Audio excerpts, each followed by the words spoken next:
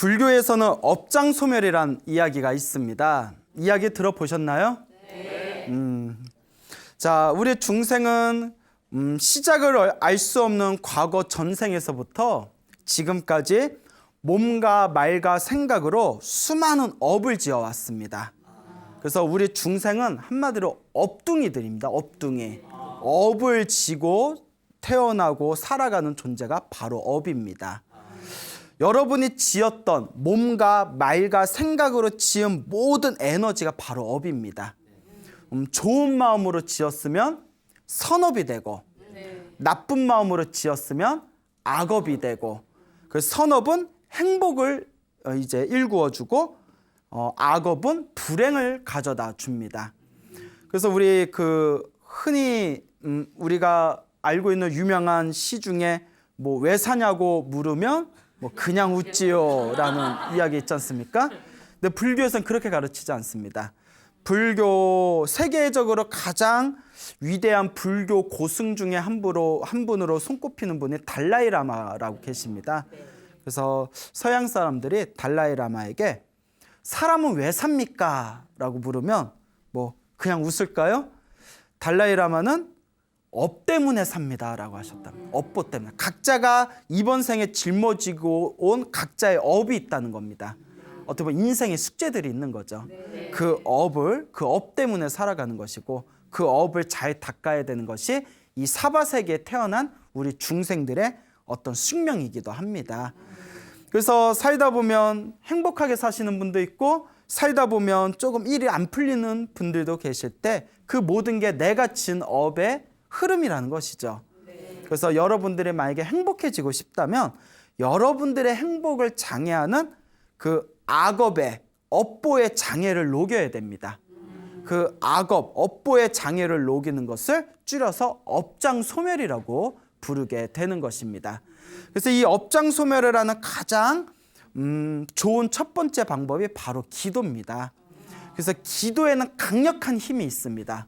실제로 우리 수많은 제 주변에 혹은 우리나라 혹은 지금까지 이 불법을 닦아오신 수많은 불제자분들이 어떤 삶의 큰 절벽을 만났을 때 정말 간절하게 정말 정성스럽게 기도를 해서 당신들의 운명을 아름답게 바꿔나가거나 아주 힘들고 괴로운 장애를 지혜롭게 건너가신 불자분들이 굉장히 많습니다. 그래서 불자라면 행복을 추구하는 중생이라면 반드시 기도를 해야 됩니다. 그래서 제가 소나무를 통해서 항상 한결같은 주제가 인과응보였고요. 인과업보. 그 두 번째가 뭐 복 짓는 이야기 많이 해드렸고, 그 다음에 기도가피에 대한 이야기를 굉장히 많이 이제 들려드렸습니다. 그래서 오늘도 또 좀 어떻게 보면 굉장히 신비롭고 경이로운 그런 어떤 기도의 체험담에 대해서 여러분들에게 좀 전해드릴까 합니다. 지금으로부터 1970년대면 벌써 거의 40년 전이죠? 예, 1970년대 그때 연세가 70이셨던 노보살님의 체험담입니다. 그러니까 어때? 지금은 이미 세상을 떠나셨겠죠? 그 노보살님께서 남기신 체험담이 있는데요. 이 노보살님의 법명이 법계화 보살님이셨어요. 법계화. 우리 불자들이 절에 다니면 스님께 법명을 받지 않습니까? 그래서 법계화라는 그런 불자님이셨는데 요 서울에 사셨던 분이었다고 해요. 이 노보살님께서 그냥 평생 그냥 남편만을 섬기고 자식만 키우다가 60 초반에서야 비로소 불법을 만나셨답니다. 60 초반에 불법을 만나서 그렇게 불교가 좋으셨대요. 근데 나이 70이 딱 되셨을 때 이것도 무슨 전생의 업병이었겠죠? 그러니까 축농증이 있으셨는데 그 나이가 드셔서 축농증이 갑자기 생기신 게 한 몇 년 지나고 난 뒤에 축농증이 점점 심해져 가지고 안에서 골마서 고름이 흘러내려오더랍니다. 그러니까 고름이 줄줄줄줄 흘러내려오는데 그렇게 막 썩는 냄새가 나더래요. 그러니까 코가 썩어가는 거죠. 그래서 이제 70년 되면 지금보다 의료기술은 굉장히 후퇴했겠죠. 그때 이제 여러 병원을 다녀봤는데도 도무지 이 병이 나을 기세가 없더랍니다. 그래서 막 좋은 의사도 찾아가고 치료도 받아보고 약도 먹어보고, 그다음에 이제 대형 병원에서 뭐 수술 받고 이제 좀 깊이 치료를 하자 했는데 그때 그 노보살님께서 그 대형 병원에서 수술받고 입원해서 치료받으려니까 너무 비싸더래요. 조금 집안 형편이 어려우셨나 봐요. 넉넉하질 못하셨는지 너무 부담이 되고 자식들한테 짐이 될까 봐 차마 대형 병원에 입원해서 수술받고 입원 치료받는 것까지는 마음이 내키질 않더랍니다. 근데 이제 막 코가 이제 안에서 고름이 차서 고름이 줄줄줄 흘러내리고 막 썩는 냄새가 나고 코가 완전히 골마버리니까 근데 이제 돈도 돈이지만 그거 방치해도 버리면 더 큰 병이 되지 않겠습니까? 네. 노보살님이 고민하고 있던 차에 어디 이제 절에서 법당에서 법문을 듣다가 어느 스님의 법문을 듣고는 뭔가 마음이 좀 시원해진 걸 느꼈답니다. 그래서 그래 힘들고 괴로울 때는 무엇을 해야 되는구나? 기도를 해야 되구나. 불자라면 무엇을 해야 되는구나? 기도를 해야 되는구나. 그래서 이제 당신이 부처님 앞에서 법당에서 다음과 같이 맹세를 했답니다. 제가 오늘부터 100일 기도를 올리겠습니다. 매일매일 108배를 하고 매일 108배를 마친 뒤에 염불하고 독경을 하겠습니다. 불보살님, 부처님, 제발 제 병이 빨리 낫게 해주십시오라고 간절히 이제 서운을 세운 뒤에 이제 집에서 절에 매일 가기는 조금 힘드니까 집에서 열심히 기도를 하셨대요. 그 며칠에 한 번씩 또 이제 절에 가셔서 기도를 올리셨고 그렇게 매일매일 아침에 일어나면 제일 먼저 108배를 올렸답니다. 108배를 올리고 매일매일 이제 염불하고 독경을 하는데 아침에 눈 뜨면 108배를 한 뒤에 저녁에 잘 뜰 때까지 관세음보살을 멈추질 않으셨대요. 항상 뭐 입으로 하든 마음속으로 하든 이렇게 밖에 나가면서 돌아다닐 때에도 관세음보살을 외우셨답니다. 근데 여러분 기도는 정신 집중이 제일 중요합니다. 막 이 생각하고 저 생각하면서 입으로만 기도하면 그거는 진짜 기도의 힘을 받기가 힘들어요. 물론 기도하면서 딴 생각이 일어나는 거는 당연한 현상이에요. 무슨 말인지 알겠죠? 어떤 분들이 선생님 기도하는데 오만 잡생각이 다 일어나요. 그게 전상입니다. 대신 생각이 일어나든 말든 그냥 거기에 집중하지 말고 생각이 일어나든 말든 잡생각이 일어나든 말든 망상이 일어나든가 말든가 자기 기도에만 딱 집중해야 됩니다.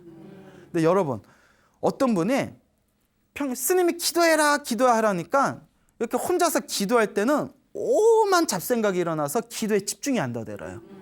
그런데 뭔가 다급한 일이 생겨서 부처님 제발 도와주세요. 관세음보살님 제발 도와주세요 하고 간절하게 기도하니까 잡생각이 안 나더래요.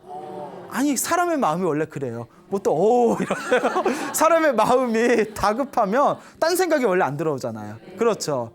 노보살님 그 자기가 급해봐야 진짜 기도가 된다니까요. 그러니까 오며 가며 계속 매일매일 108배를 하고 매일매일 그 입에서 관세음보살을 놓치지를 않으셨대요. 그게 일념이 되고 또 일념이 되고 그러니까 기도가 하나로 싹 이렇게 순수하게 통일이 됐나 봐요. 근데 요새 사람들도 기도를 해서 신비한 영험을 얻으신 분들이 실제로 있어요. 제 주변에도 있고 소나무에서도 많이 소개해 드렸잖아요. 근데 의외로 옛날 분들이 기도를 하시면 효과를 되게 더 빨리 보셨던 것 같아요. 왜냐? 옛날 사람들 좀 순수했잖아요. 너무 순수해서 약간 좀 멍청하게 느껴질 정도로 이게 욕하려고 하는 얘기 아니라 그 순수하니까 그냥 기도해라 기도하면 효과 있다 하면 그거 하나만 믿고 그냥 쭉 나가는 거예요. 근데 저도 뭐 청년회 같은 거 활동을 해보고 젊은 사람들 이렇게 법문도 해봤지만 젊은 사람들이 요새 애들이 머리는 똑똑해요. 근데 순수함 그 어떤 정신을 하나로 모으는 순수함은 좀 부족한 것 같아요. 옛날 세대들은 기도하십시오 하면 예 믿습니다 하고 그냥 기도로 쫙 밀고 가는 그런 게 있었는데 요새 젊은 사람들은 기도하세요 하면 예 해놓고 효과가 있나? 뻥친 거 아니야? 야 기도해서 다 되면 세상 사람들 힘든 사람 하나 없겠다. 이러면 오만 이렇게 의심이 나거든요.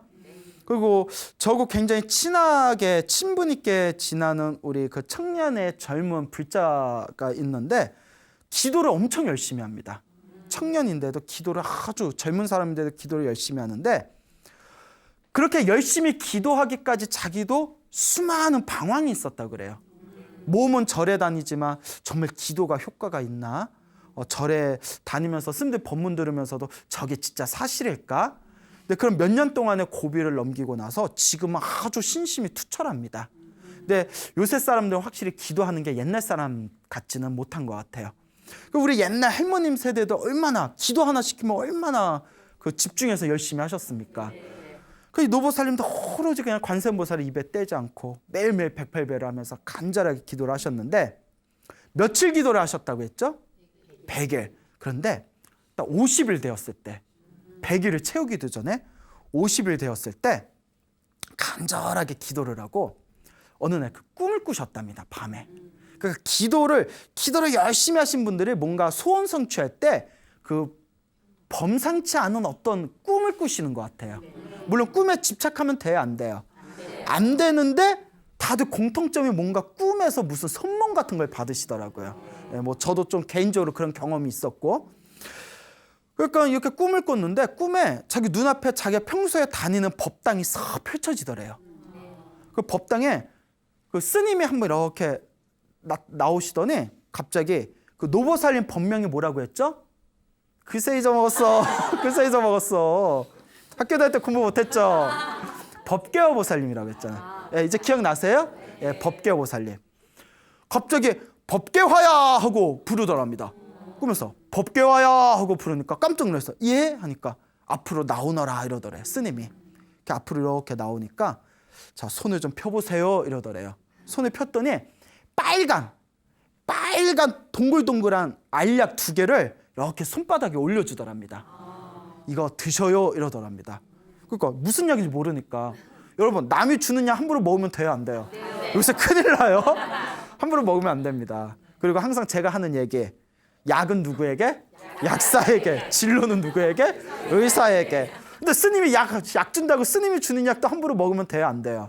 안 되잖아요. 그러니까 할머니가 이렇게 보시더니 스님 이거 처음 보는 약인데 이게 무슨 약이에요? 이랬더니 그 꿈속에 스님이 염려하지 말고 그냥 잡사 이러더래요. 예?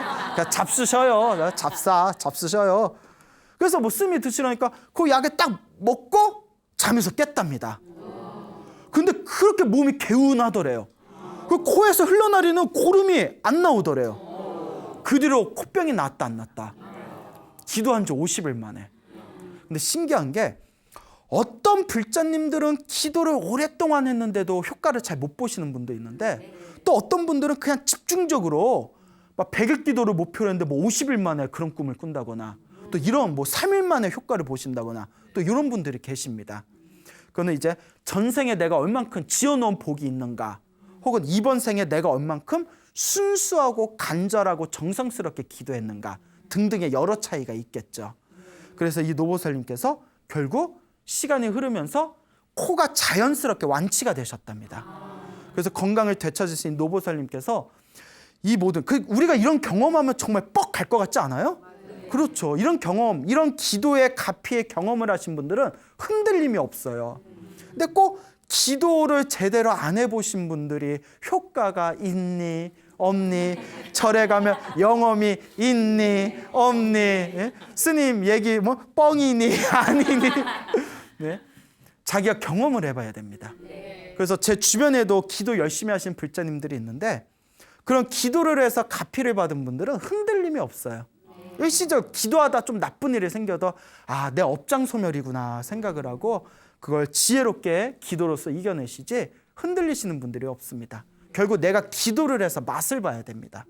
노보살님께서 이 모든 게 다 부처님 덕택이다, 부처님 덕이다 해가지고 마지막 가시는 그날까지 엄청나게 기도를 많이 하셨다. 남은 여생을 기도로 충실한 삶을 사셨다라는 이야기가 저희 절집에 전해지고 있습니다. 자, 이것도 비슷한 이야기가 있어요. 이것도 1970년대 연세가 60이었던 어느 보살님의 체험담입니다. 좀 오래된 얘기들이죠. 예, 이게 어느 분이 그러세요. 저희가 소나무가 이제 거의 100회가 코앞에 다가왔거든요. 근데 100회 동안 계속 이런 한 편마다 스토리가 막 3-4개, 많을 땐 5개씩 나오니까 만약에 3개씩이라고 하더라도 100회면 300개의 스토리를 얘기한 거잖아요. 사람들이 그 얘기를 다 어디서 찾아내냐고. 그래서 저보고 이제 다 떨어질 때 되지 않았어요? 그래서 아직도 많이 남았다고. 근데 여러분 중요한 게 있습니다. 불교가 지금까지 전해진 지 2600년이 됐어요. 2600년 동안 한국, 일본, 중국, 인도, 티베트 세계 각지에 엄청나게 이 불교가 퍼졌지 않습니까? 2600년 동안 세계에 퍼진 그 불교 안에 있었던 이야기들을 추려내며 2600년 동안 얼마나 많은 이야기가 있겠어요. 그래서 뭐 다른 종교에서도 이런 신비한 이야기를 중요하게 여기잖아요. 불교는 이런 이야기만 하려면 끝이 없어요. 다만 불교는 깨달음을 중요하기 때문에 이제 너무 이런 이야기에 이제 집착을 하지 말라 해서 스님들이 그동안 이야기를 잘 안 한 것이지, 우리 절집에 보면 힘들고 괴로울 때 기도를 열심히 하셔가지고 이런 가피를 얻으신 분들이 굉장히 많습니다. 예, 그래서 저 같은 경우에는 이런 이야기들이 신도들에게 비록 깨달음으로 인도하는 어떤 직접적인 설법은 아니지만 또 이런 체험담을 들으면 사람들이 굉장히 마음으로 믿음을 일으키면서 좀 기도를 해야 되겠다라는 마음을 많이 일으키시더라고요. 그래서 제가 이제 이런 이야기들을 드리는데 이런 이야기들이 굉장히 많습니다. 그래서 지금 들은 얘기도 1970년대 그 60이 되셨던 어느 그 보살님의 체험담을 제가 또 들려드릴 텐데요. 70년대 연세가 60이었으면 역시 지금 아마 이 세상에는 안 계시겠죠. 아마 살아계셨더라면 요 소나무에서 광우 스님이 내 이야기 하는구나 들으셨으면 또 굉장히 기뻐하실 수도 있는데, 자, 이 보살님께서는 고향이 서울이셨다고 합니다. 고향이 서울이고 당신 친정집은 종교가 없었대요. 대신 이제 좀 신식 여성이었는지 이제 그 친구들 따라서 교회를 처음에 열심히 다니셨대요. 그래서 교회를 열심히 다니시다가 이제 어린 나이에 결혼을 해서 시댁을 갔는데 시댁이 완전 불교 집안이었대요. 아주 독실한 불교 집안이라서 요새는 그러지 않습니까? 저기 종교가 부인 따라가고 며느리 따라간다. 뭐 그런 얘기 있죠. 예, 그리고 뭐 또 이런 얘기도 대충 그러는데 제사 지내기 싫어서 딴 종교 믿는 경우도 있고 하잖아요. 자, 그런데 이분 옛날 분들은 그래도 이제 좀 시댁이라면 무서워하고 뭐 좀 그런 게 있지 않습니까? 그래서 자기는 뭐 어차피 옛날 분이시니까 시집에 이제 시집 왔으면 이제 이 집 귀신인데 뭐 그래서 별로 믿음이 없으셨나 봐요. 그래서 금방 불교로 개종을 하시고 이제 불교를 이제 부모님, 시부모님을 믿으면서 불교 공부를 좀 이렇게 하셨었나 봅니다. 그래서 이게 부처님 덕인지 아니면 뭐 전생에 지었던 당신 복이 있어서인지 몰라도 당신이 이제 나이 50이 될 때까지 큰 뭐 어려운 일 없이 그냥 평범하게 마음 편안하게 이렇게 살아오셨대요. 그래서 별로 큰 어려움 없이 50을 이렇게 살아오시다가 나이 50이 이렇게 넘으셨을 때 요 앞니빨 잇몸에 허연 이렇게 덩어리 같은 게 생기더래요. 왜 그러지 해가지고 이제 병원에 가서 이렇게 치료를 받았는데 좀 지나다가 그게 또 생기더래요. 다른 데서 또 이렇게 덩어리가 생겨서 나중에 큰 대형 병원에 가서 조사를 했더니 뭐 치근에 생기는 암이더래요. 암으로 이제 판정이 받아서 그 대형 병원에서 2번을 수술을 받았대요. 힘들게. 그것도 좀 집이 부자였나 봐요.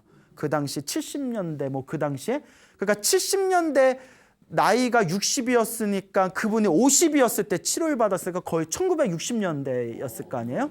이렇게 좀 따져보면 완전 옛날이죠. 1960년대 암을 대형병원에서 2번이나 치료받을 정도면 그래도 좀 부자지 않았을까 이렇게 추측이 됩니다.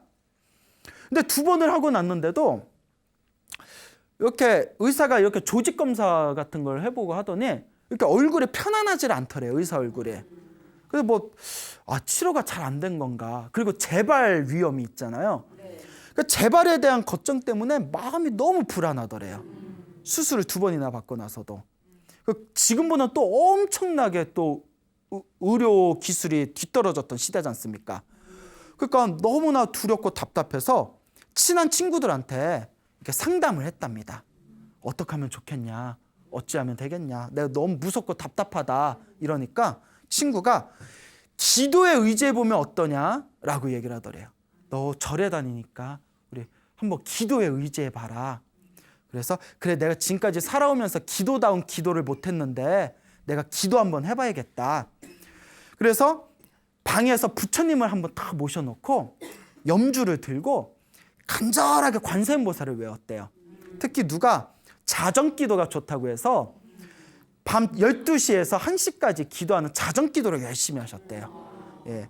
또 사람 따라 다 틀려요. 또 이 얘기 듣고 이제부터 12시에 기도해야지. 뭐 어떤 분은 뭐 새벽 3시가 좋다 하고 어떤 분은 뭐 새벽 5시가 좋다 하고 사람 따라 다 틀려요. 예. 어떤 분은 부처님 점심 공양 올리는 사시불공이 좋다 그러고.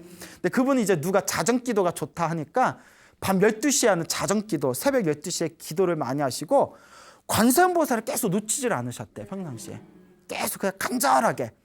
아까도 말씀드렸지만 그냥 기도하려고 하면 온갖 망상이 일어나는데 정말 내가 다급할 때, 내가 이거 기도 말고는 의지할 데가 없구나라는 생각이 들 때 기도를 하면 훨씬 더 집중이 잘 됩니다. 여러분 그런 경험 해본 적 있나요? 한 분? 예. 또 없나요? 그래요. 넘어갑시다. 예. 그러니까 계속 이렇게 기도를 하다 보니까 며칠 후에 꿈을 꾸셨대요. 꿈을 꾸셨는데 그러니까 기도하고 꼭 효과 보려면 꿈들을 꾸셔요.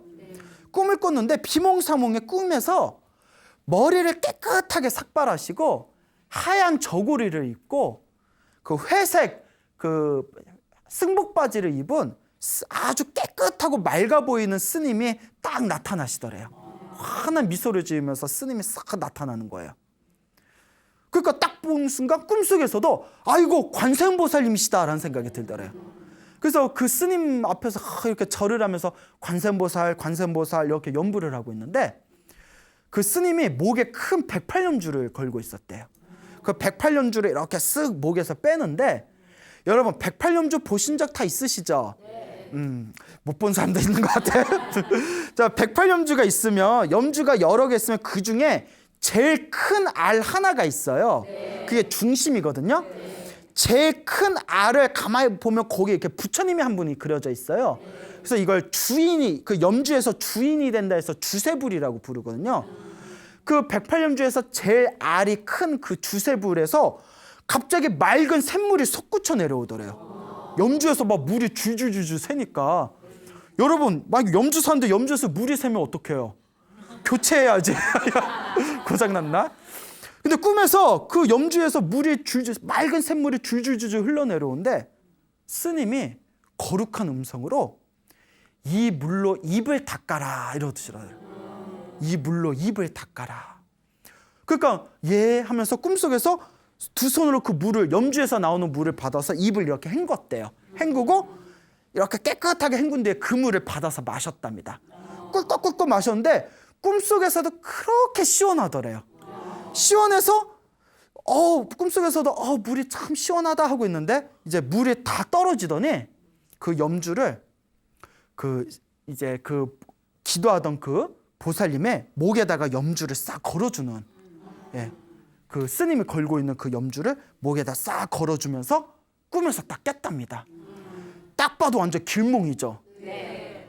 그리고 그래서 이게 감로수, 우리 불교에서는 우리의 이 신선이 마시는 물을 감로수라고 하거든요. 근데 불교로 넘어와서는 감로수가 우리의 번뇌와 업장을 소멸해주고 닦아준다고 합니다. 그러니까 꿈에서 무엇을 받아먹는 꿈을 꾼 거예요? 감로수를 받아먹고 염주를 받은 꿈을 꾼 거죠. 꿈에서 깼는데 그렇게 몸과 마음이 개운하더래요.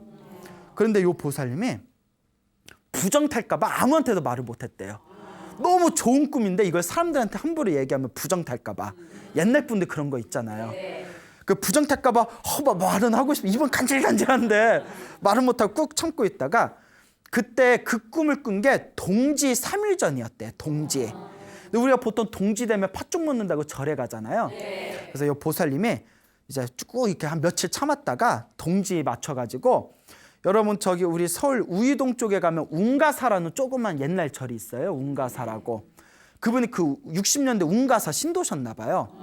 운가사를 이렇게 올라갔는데 그때 이제 그게 산, 옛날에 그쪽이 다 산이고 밭이었잖아요. 거기에 이제 산길을 따라서 쭉 올라가면 그 서울 운가사가 굉장히 좀 높은 산에 있었다는데 지금 이제 교통편이 좋아졌겠죠. 근데 평상시에 거기 가려면 힘들어서 올라갔다 한참 쉬고 올라갔다 한참 쉬어 갔는데 그 꿈을 꾸고 나서 몸이 너무 개운해져 가지고 한 번에 그 절에 휙 올라갔답니다. 그래서 운 가서 주지스님을 만나서 이제 스님이시니까 스님한테 다 꿈 얘기를 했대요. 그 스님이 깜짝 놀라면서 야, 이건 누가 봐도 스님이 아니더라도 범상치가 않죠. 보살님, 이런 꿈은 아무나 꾸는 게 아닙니다. 보살님이 정말 기도 잘하셨나 봅니다. 그 불보살님한테 가피 받은 겁니다.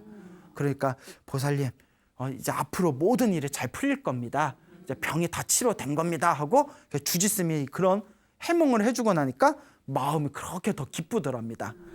그 뒤로 완전히 이제 완치가 됐는지 더 이상 재발을 했다 하지 않았다. 예, 그 꿈을 꾸고 나서 이제 더 이상 재발하지가 않았다라는, 열심히 기도를 해서 꿈에서 염주에서 물이 나오는 감로수를 받아 마시고 염주를 이렇게 건네받은 그런 꿈을 꾸신 노보살님의 이야기가 있습니다. 여러분, 이와 같이 기도의 힘은 강력합니다. 그 어느 보살님께서 소나무 팬이시래요. 너무나 소나무 팬이신데 소나무 팬들이 많으시대요. 예, 많으시다는데. 근데 소나무 이렇게 들으시고 나면서 너무 당신이 좋아가지고 당신 이렇게 주변에 당신 밑에서 일하는 좀 젊은 애들한테 이런 걸 이렇게 들려주면 언니 다 뻥이야, 그걸 믿어, 막 이런대요. 언니 그거 다 뻥이야. 그렇게 놀리기도 한다고 합니다. 그래서 좀 속상하다는 얘기를 했을 때 제가 그런 얘기를 했죠. 아직 젊어서 뭘 알겠냐. 그거 불교를 절에 다니는 사람들도 이런 얘기를 들으면 믿기가 힘든데 하물며 절에 다니지 않는 사람들이 이런 이야기를 들으면 솔직히 믿기 힘든 것도 당연한 일일 것이다. 그러면서 제가 소나무에서 항상 하는 이야기가 있습니다. 전생에 그래도 복을 많이 지어서 불법과 인연이 있는 사람들은 이런 이야기를 들으면 딱 믿음이 와요. 복이 있는 사람들은. 그리고 내가 무엇을 해야 되겠다는 마음을 딱 일으킨다. 기도해야 되겠다. 나도 기도해야 되겠다. 이런 이야기를 듣고 사실 저도 말하면서 얼마나 신기하겠어요. 아, 이거 말하면 나 이상한 사람 취급받는 거 아니야? 근데 제 주변에 불자들 진짜 경험하신 거예요. 그분들 저한테 뻥 쳤을까요? 근데 그분들이 다들 신신 깊은 분들인데, 그러니까 이런 이야기를 듣고 딱 믿음이 생기고 기도를 할 수 있는 거는 전생에 복이 있는 사람들이에요. 근데 아직 전생에 복이 없거나 불법과 인연이 없는 사람들은 이런 이야기를 들어도 딱 믿음이 서기 힘듭니다. 그럴 때는 그런 대로 그냥 두면 돼요.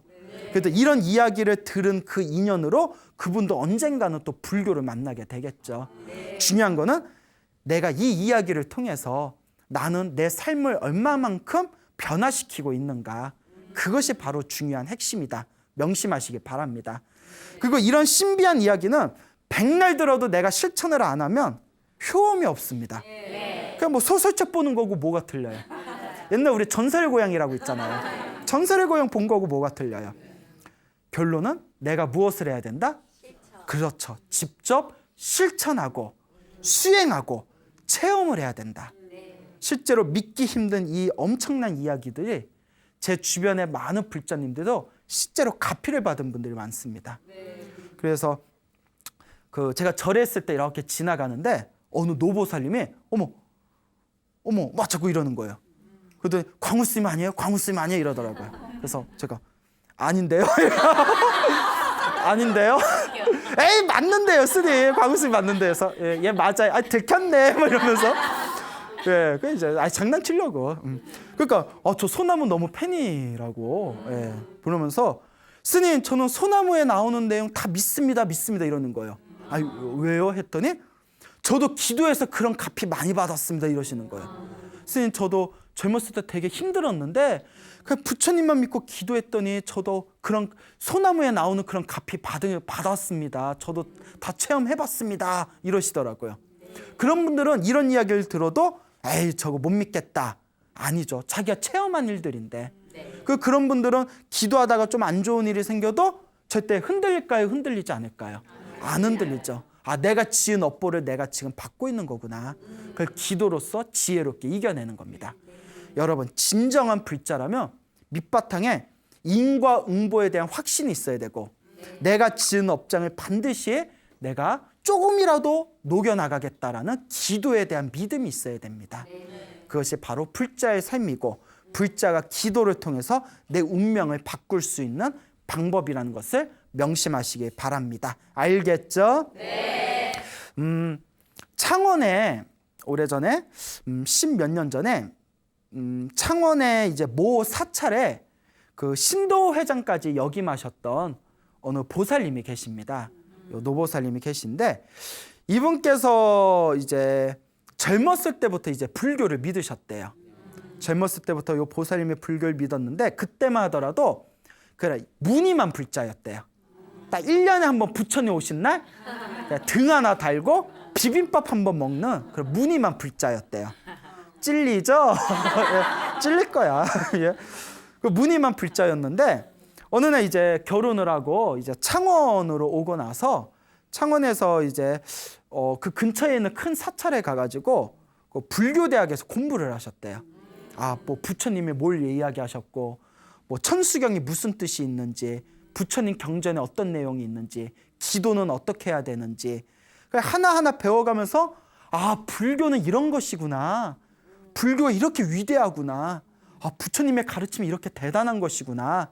이런 마음의 기쁨과 믿음이 솟구치면서 사람이 뭘 알아야 돼요. 네. 알아야 기도도 하는 거고 알아야 믿음이 더 강해집니다.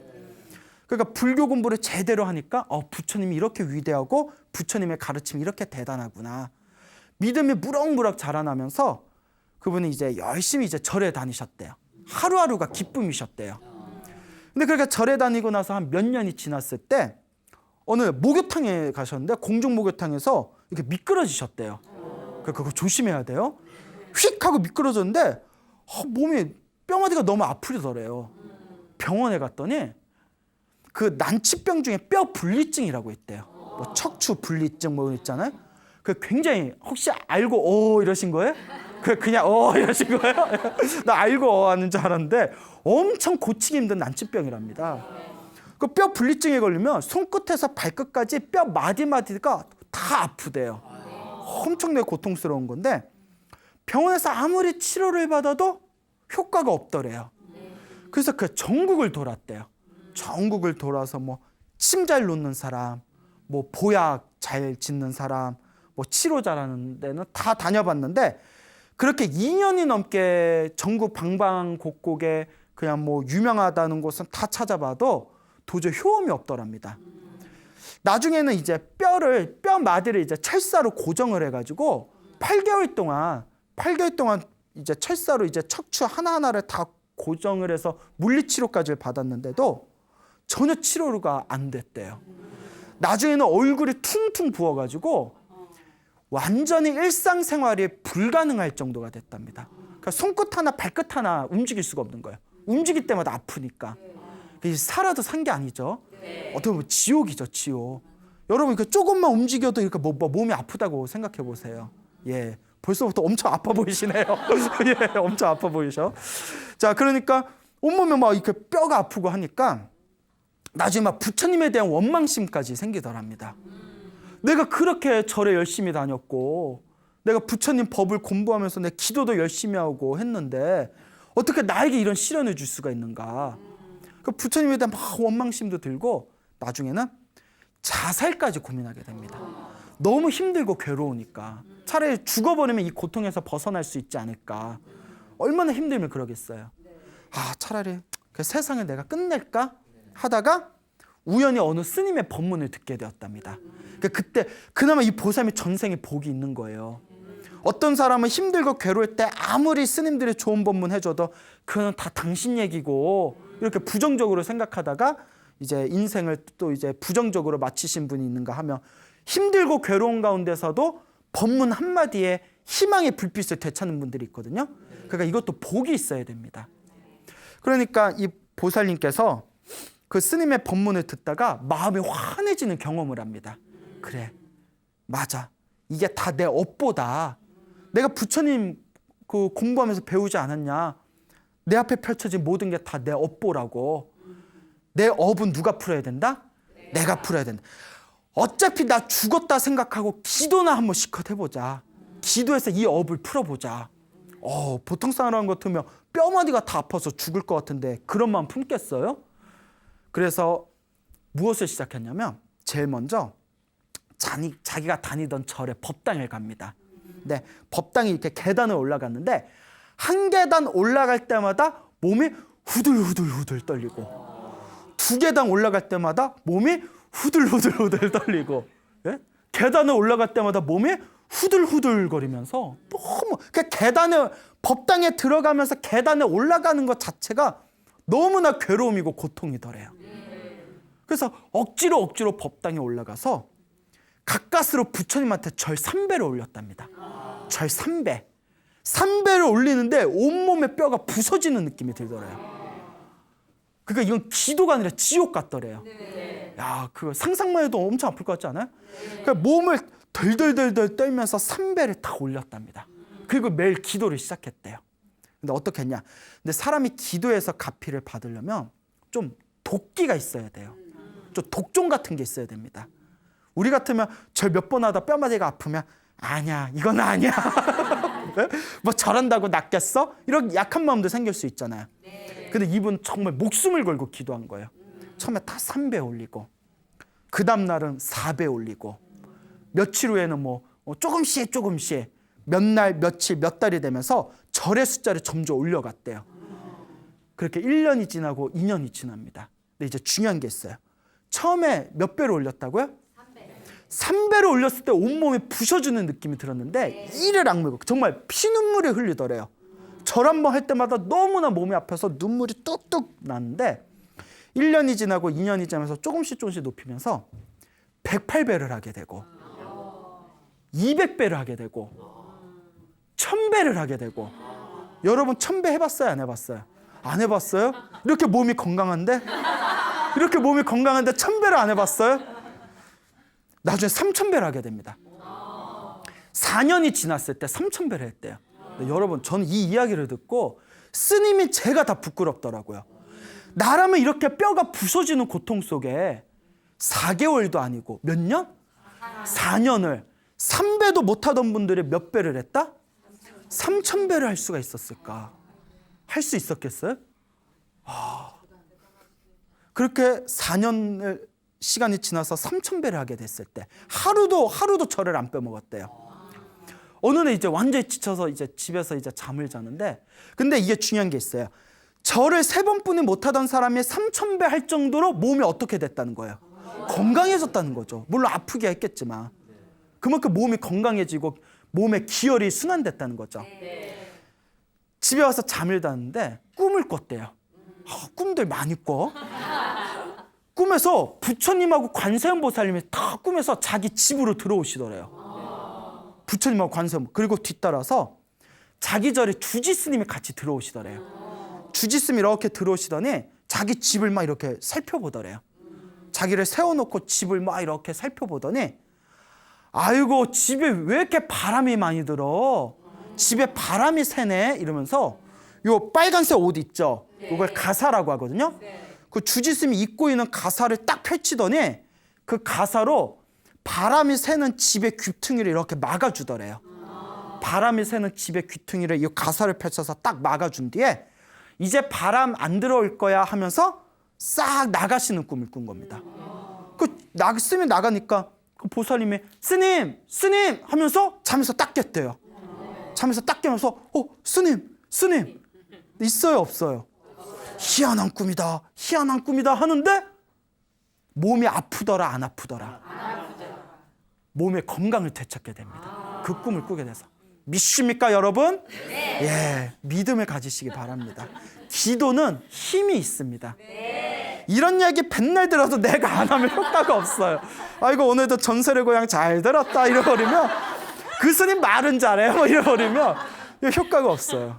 그렇게 독한 마음으로 기도를 할 때 그렇게 한결같은 마음으로 기도를 할 때 진정한 우리 인생의 기도의 기적을 맛보게 되실 겁니다. 네. 저는 이 이야기를 여러분한테 들려주면서도 저 자신도 정말 대단하다는 생각뿐이 안 들어요. 온몸에 뼈마디가 부셔질 것 같은데 절 3배, 그 계단 올라가는 것도 힘들어하던 분이 4년 동안을 군대보다도 2배가 길어. 그렇잖아요. 남자들 군대 가보셨지만 군대 얼마나 힘들어요. 군대보다도 2배가 긴 그 기간 동안을 하루도 쉬지 않고 피눈물을 흘리면서 4년 동안 절을 올린 거예요. 이걸 가리켜 우리가 업장소멸이라고 한다. 여러분, 우리 앞에 펼쳐진 모든 행복과 불행은 내가 지은 업보입니다. 어떤 사람은 생전 기도 한 번 안 하고 절에 한 번 안 다녀도 하는 일마다 잘 되는 사람이 있어요. 전생에 지어놓은 게 많아서 그래요. 인과응보잖아요. 어떤 사람은 절에 열심히 다니고 기도도 열심히 하는데도 스님 저는 왜 영험이 없어요 하시는 분들도 사실 있어요. 전생에 닦아놓은 게 없어서 그래요. 단 지금 뭐 하고 있다? 지금 닦고 있는 거예요.